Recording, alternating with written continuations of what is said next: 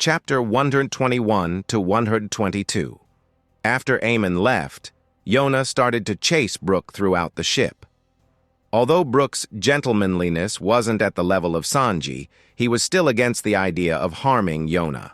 More so when he could feel she was only trying to capture him, not harm him in any other way. Finally, giving up, Brooke handed himself over to Yonah, who chanted some weird lines as Brooke acted dead. Good. The evil spirit is now gone. Yonah made a proud face after exorcising an evil spirit. She almost jumped up in happiness.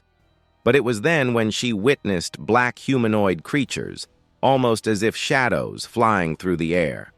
They definitely looked like evil beings, too. She assumed they were this skeleton named Brooke's friends. Looking at the sky, Yonah closed her eyes. Taking a deep breath, she jumped. Geppo! This was Geppo that she learned along with many others from Wiper. Yonah jumped in the air and started to go towards the shadows. However, they weren't bonded by the concept of gravity, so they moved very fast, out of Yonah's reach. Yonah's face distorted while she tried her best to reach the shadows. However, there was no need for her to work hard anymore because the familiar sound of passing electricity made her sigh in relief. In seconds, the shadows that passed hundreds of kilometers were captured by a trail of lightning. Indeed, it was Amon. Yonah returned to her ship with a smile on her face. As expected of Kami, he is also strict against evil spirits. As a follower of a religion that believed in multiple gods but worshipped only one, Yonah believed the more evil spirit she hunts for her Kami, the more her Kami will have an increase in rank. Her Kami was still a young god. To become omnipotent, he needs more divinity. Yonah glanced at the bones of the evil spirit in a corner of the ship. Her eyes narrowed while Brooke was sweating. He was waiting for Amon to come back since he knew Amon would help him. But Yonah didn't know that as she went back to the table where tea was kept. It was already proved that this spirit named Brooke wasn't a devil fruit user. Rather an actual evil spirit since her exorcism worked. Her Kami would never favor him after learning he's an evil spirit. She saw him hunt them down just a second ago, after all. He might even praise her. Praise. If that was right. Why was he saying this now? Yonah. This will grant you the power over shadows. You will be the Lord of Shadow. All shadows of the world would be your subordinate, serving you all their life. You will be able to call people back from death. The other world, you will be the goddess of death herself. If he really wanted to punish evil, why was he offering such an evil power to her? What do you think? It's a good fruit. Yonah was suddenly confused. Her face darkened as she glanced between Amon and the fruit. From the side, Brooke was also observing the situation. Brooke's shadow had returned to him. Amon allowed it. So Brooke could guess what is happening here. So he killed that man named Moria and extracted his fruit? Can everyone after 50 years of my isolation do such a thing? He was very interested. But since he already promised he would join his army after gaining his shadow back, thus making Amon his leader now, Brooke held back from prying into his new leader's secret. To begin with, it's not a bad thing. Now Brooke was more interested in Yonah's response. What will she choose? A few minutes passed. Amon stared at Yonah, who had a darkened face, thinking, She is taking so much time. I assumed she would be happy to take it after a while, to be honest. Oh well. Amon had an idea. He lightly pinched her cheeks as Yonah's eyes twitched, and she returned to reality. My Kami, have you decided? Hearing Amon, she made a determined face as if she decided something, though Amon still couldn't tell what she decided. All right, future sight. After waiting for 3 seconds, Amon's vision twisted and the space became blurry. He saw the future. Unfortunately, Yonah wasted a lot of time, so his low-level future vision couldn't see what she chose. so he rather chose to make her view things from another perspective. Yona, Amon called her name, one of the rare occasions. The most important things are most of the time dirty. Every god needs someone to manage their dirty work, and I need you. Yona blinked a few times. Amon continued. You know, I already ate one fruit, but I absolutely need this power over death. I could have chosen Rocky or any other person. You should be grateful that I chose you. Amon lied. He doesn't plan to give Rocky any fruit other than the mythical zone that the AI is hiding. Still, by making her see this from the lower perspective, making it seem like Amon is doing her a favor, the words hit Yona harder. As Yona's lips quivered, Amon smiled and caressed her hair. You will be the keeper of death, my executive who will break the concept of death for me, for the sole reason of erasing the concept of death from my people. It's harder than I thought. Ignoring his thought, Amon said the half-truth. Although he can revive people with the fruit's power, after the job is done, it won't be the same person anymore. It is a flawed reincarnation. However, Amon didn't mind it. He only had an attachment with a few people. He didn't care about the leftovers. Besides, the power of shadows is already awesome enough. Amon again looked to the future. Still too long for him. Yona looked down, contemplating on his words. In truth, Amon didn't have to say all this. She already decided that she would do anything her lord asks for. Handling an evil power like this was just a small deed. However, Amon's words weren't meaningless. She did receive another perspective in this power. Just because this power seemed evil doesn't mean it is evil. So Yona was feeling a lot better. Oh! Ignoring the future, Amon also learned this through his trusty mind-reading powers. To solidify things, Amon pushed further. You know Yama, right? Yona nodded. He has the power of death, but does that make him evil? No. He smiled. Just because you are managing this power doesn't mean you are evil. Assume I am letting you borrow one of my powers, thus making you a part of me. Bullshit. But it worked. Anyone would love to be praised. Even more so, getting praise from your god. But this exceeded the word praise. She was offered the power of her own kami. She would become a part of him with it. Then she would obviously accept it. My kami, Yona stuttered with shining eyes. Yona didn't have any romantic feelings for Amon, just like how he didn't have any for her. The feeling she directed towards Amon the most was faith. She was an extreme devotee. You don't have to say anything more. I already decided to accept it. Is it to murder 100 virgins and 1,000 of children? As long as you ask, I shall do it. Compared to that, this is a blessing. I am more than happy that you are bestowing me with such powers. Yona bowed. Brook from the side seemed to be enjoying what was happening here. Some words went above his head, but he understood the gist of it. So Amon is a god? That's what he understood, as someone who returned from the cycle of reincarnation. Brook did believe in divinity, though he has yet to confirm that thought. However, he did feel a strange sense of familiarity with Amon. It was almost as if, just like himself. Amon had also died already, though it's just a feeling. He assumed Amon just lived a dangerous life where he almost lost his life many times. Now, no useless thoughts, yo-ho-ho. Brook intensely stares at the duo. In the end, Yona accepted his proposal. She would take it. The fruit was good for her overall growth, and her kami's growth as well. She will utilize its power to the fullest. It was then, yo-ho-ho, looks like you returned before half an hour, you weren't boasting. Brook, after finally building up some courage, reformed and looked at Amon.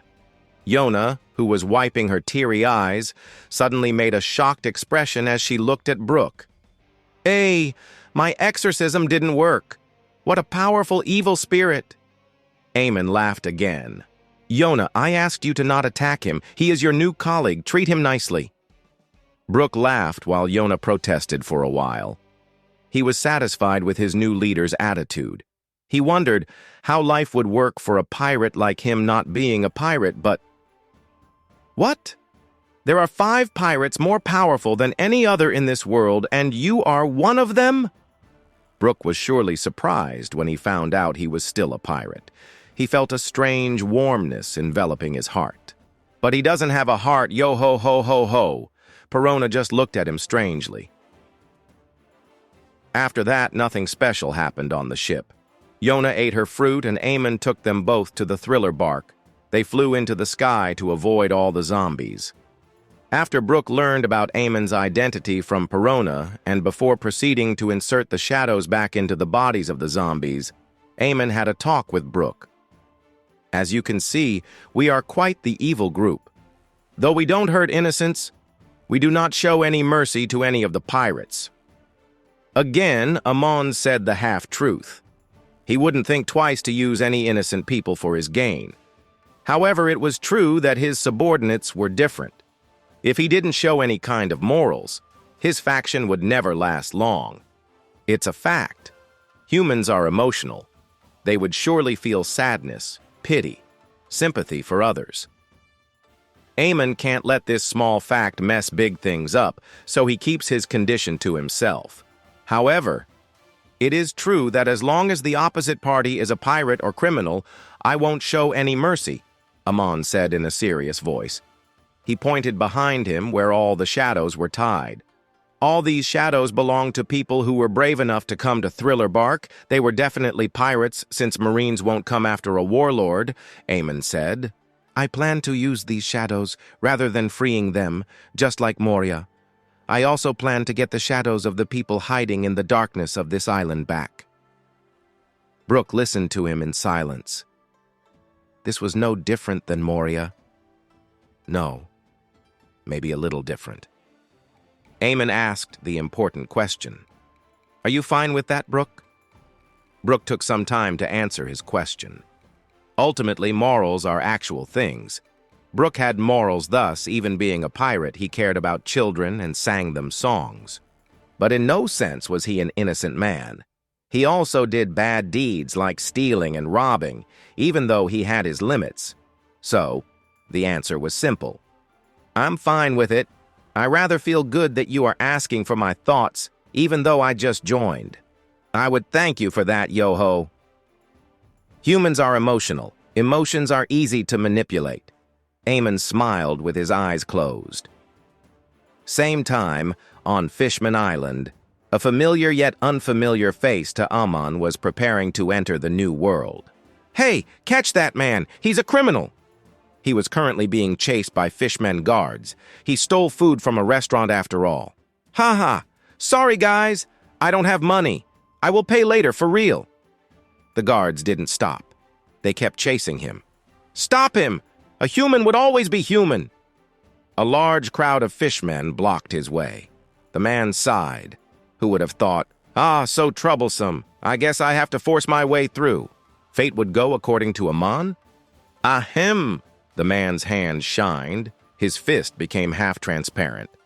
Sorry, guys, he swung his fist.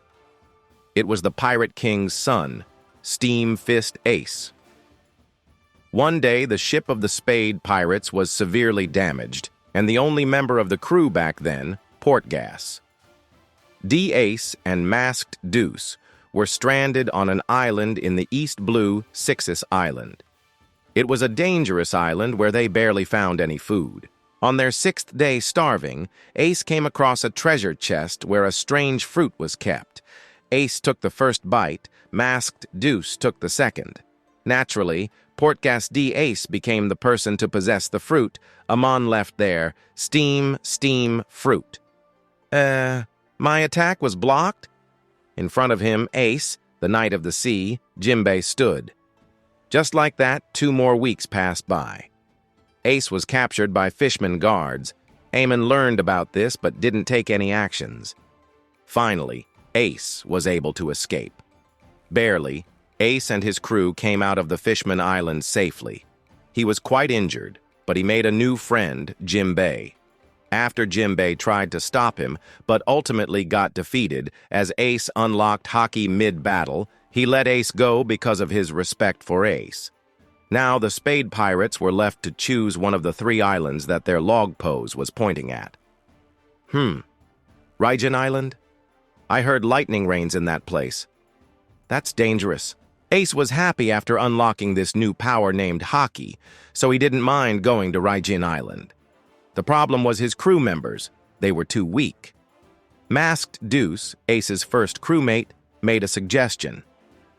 Ace, why not choose risky Red Island? I heard it's a volcanic place and it's old like Little Garden.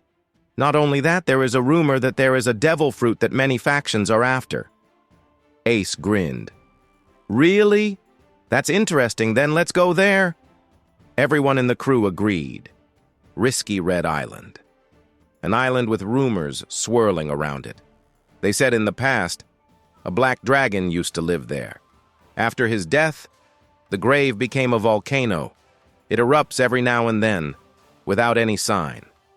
Still, unlike Raijin Island, people choose this island since the volcano is only in the middle of it, and the other dangers are bearable. Everyone, let's go! The ship started to move towards the island. But how would things move after this? How would Ace react after meeting up with Kaido's and the 5th Emperor's subordinates on that island? Plus. Same time, Amon was in a room with a tall blonde man in front of him. The man had a grin plastered on his face. Keiki, so Sky Emperor, why is it that you are here? Why? Can't I come to this beautiful place as a tourist? I heard a lot about Dressrosa, so I thought why not see it for myself? The Sky Emperor, Amon said after a laugh. Amon tilted his head with a dangerous gleam. Perhaps, are you against it, Doflamingo? Keke, not at all. I was simply curious. Indeed, it was Don Quixote Doflamingo. Amon came to Dressrosa by himself. He didn't let Daffy know of this before and just enjoyed the scene of the one-piece world Spain. He enjoyed some food, observed some toys, flirted with girls, and watched the dance of Viola, all under a disguise. Viola kissed in the air towards him, meaning Daffy already found out about his arrival. As expected, Doflamingo had truly learned of his arrival and sent people to respectfully take him to the royal palace. So here he was now, sitting in front of Doflamingo, legs crossed. Ah, is this fear I am feeling? The people who can make me feel this can be counted in one hand? Daffy was scared. Even though he knew Kaido was backing him, this was the guy who humiliated world nobles. He knew there were some screws loose in his head to do that. But there was another reason. It was the aura around Amon's body. This was the result of killing millions of lives in space. Amon had a passive presence of a slaughterer that strong people could easily see unless he decided to hide it himself, which he didn't do right now. Sensing the danger, even Daffy, who always uses Kaido's backing to scare people, was scared that Amon might snap and kill him. But he absolutely couldn't show his fear on the outside, or it would weaken his image. He knew he can't beat Amon, and from what he heard about his powers, Amon can destroy this place using that explosion attack, so Daffy was more careful. He can't beat him, he can't even touch him. In that case, playing passive and hoping he's not here to destroy things would be the smartest choice. He decided to talk about things first, but Amon opened his mouth first. Doflamingo, are you not happy with me here? Do you have any problem with my presence? Amon played with Daffy's mind while Daffy controlled his veins from popping up. KK, obviously not, but I assumed an emperor would be busier than this. He had his iconic grin plastered on his face. I was just being considerate. Amon laughed. I understand. It's good that you are such a considerate man. Unlike how rumors suggest. Amon wasn't beating around the bush. He was not hiding under a mask either. This was the treatment Daffy deserved. He was just another pawn to Amon. Amon's smiling face took a serious turn. He was still smiling, but that smile was easily deemed dangerous. "Doflamingo," Amon attracted his attention. "Let me cut to the chase. I want you to hand over Caesar Clown to me along with Punk Hazard. You get it?" "What?" Daffy's face froze. "SAD. I want SAD and Caesar Clown." Amon's face was grim. "I'm not requesting it, I am demanding it. Hand it over." Duffy failed to control his veins as they popped up. "I can't do that. I work directly under Kaido. He wants the SAD. If you want it, then get it from Kaido." "Oh my, Daffy." Amon grinned. "Are you that eager to die?" Under Amon's gaze, Doflamingo felt chills down his spine. "Are you an idiot?" Amon chuckled. "Kaido, do you think I care about him at all? I, Amon, can kill him in a second." After a short silence filled with shock, Daffy laughed, hearing him. "Don't get over your head. You aren't that strong, little emperor." He took out a newspaper. "Admiral Kizaru is alive. Sky Emperor's mischief? Or plotting by the government?" This was the headline.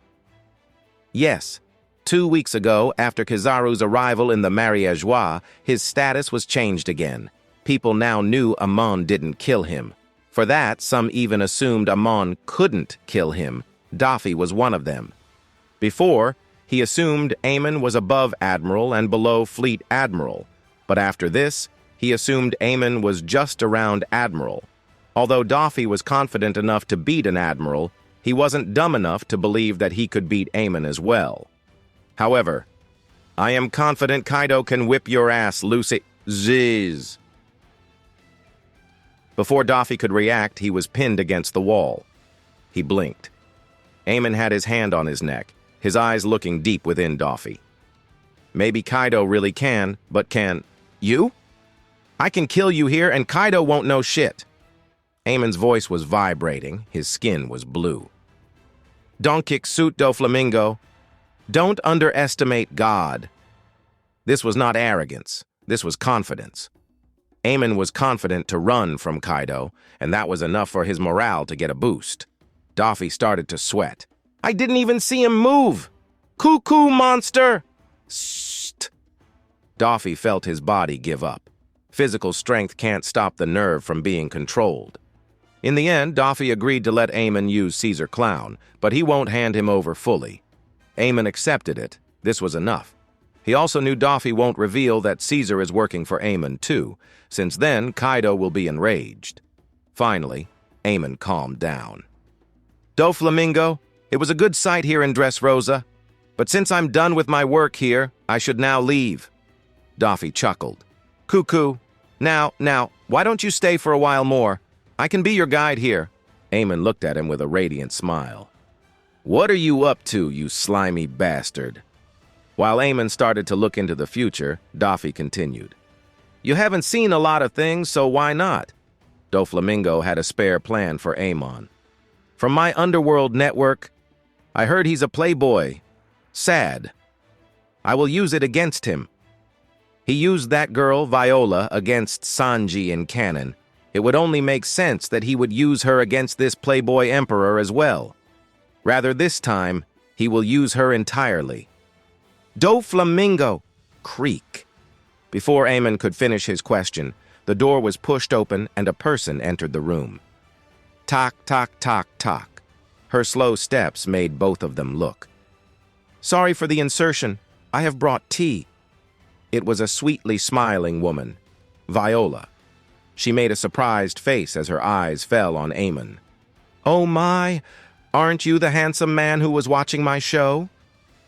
Amon nodded lightly with a smile. Daffy grinned internally. He asked for Viola to come here before. They made an act to attract Amon as well. Thinking such, Daffy made an angered face. "Viola, didn't I tell you not to come in when I am having an important meeting?" He continued. "He is an important man. Why are you acting like this in front of him?" Amon laughed internally, seeing Doflamingo's act. He has seen into the future, and the development was fascinating. He played along. Does he want to seduce me with her? Fine. I also need a spy in Dressrosa. If he was offering his girl, Amon wouldn't reject. He widened his lips. "Doflamingo, calm down. You should treat women more respectfully," Amon said, as Daffy's frown disappeared. "Cake, if you say so." He then glanced at Viola. "I don't really see her as a woman. She is trash." "Doflamingo, that's not how you should treat them." Amon made a grim face. Daffy's internal grin widened. "I understand." As a short silence enveloped the place, Daffy looked at Viola. "Viola, get out for a second." She nodded with a nonchalant face and walked out after bowing in courtesy. As she went out, Daffy looked at Amon. "Sky Emperor, what do you think about spending a night with her? I can see that you quite like her." Amon's eyes grew up in shock. Daffy grinned. "Surprisingly, Viola has pretty high stamina. When the gigolo falls asleep, I will make her look into his memories. It will certainly help Kaido. KKK." Amon's grim face loosened up as he smiled. What an idiot cuck. That night, Viola begged Amon to defeat Daffy since she saw how he pinned him against the wall. She bowed to the ground and cried. She told Amon about what happened in Dressrosa 6 years ago. But unfortunately, Amon simply didn't care. Daffy had quite the uses for him now. He wasn't beta enough to listen to a woman he met for a one-night stand. "Miss Viola, let me be clear, I don't care at all. So, I would like to proceed with the main part of tonight, all right?" Viola's tears started to fall down her naked body. "Please, I beg you." Amon just crackled up. The answer was clear as Viola bit her lips. After she was rejected, Amon did as he pleased with her. The details would be omitted. Ultimately, Amon took her to Tesoro at night at a high speed and returned after making her into another brainwashed puppet with Baccarat's help. 1. Spy on Dressrosa completed. Just like that, Amon completed his journey in Dressrosa. However, things will get very busy for him and his people, because even though Daffy won't reveal anything about him to Kaido, something big will happen in Risky Red Island and attract the strongest creature's wrath.